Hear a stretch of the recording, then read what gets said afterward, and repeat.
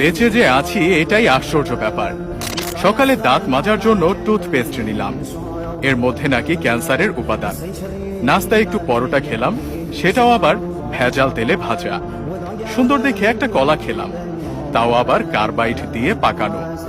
চাঙা হওয়ার জন্য এক মগ কফি নিলাম, সেটাই নাকি কফির গুঁড়ো কম, তেঁতুল বীজের গুঁড়ো বেশি। কাঁচা বাজারে গেলাম টাটকা শাক সবজি কেনার জন্য, কিনবো কি, সব তো হাইব্রিড সার দিয়ে ফলানো। মশলা আর হলুদ গুঁড়ো নিলাম, ওতে আবার লেড আর ক্রোমাইড কেমিক্যাল মেশানো। সয়াবিন তেল দিয়ে রান্না করব, সেই তেলের অর্ধেকই নাকি পাম অয়েল মেশানো।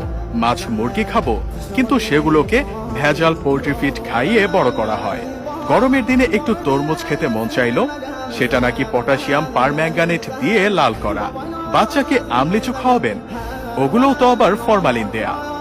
একটু মিষ্টি খেতে মন চাইলো, জিলাপি নিলাম, সেটা নাকি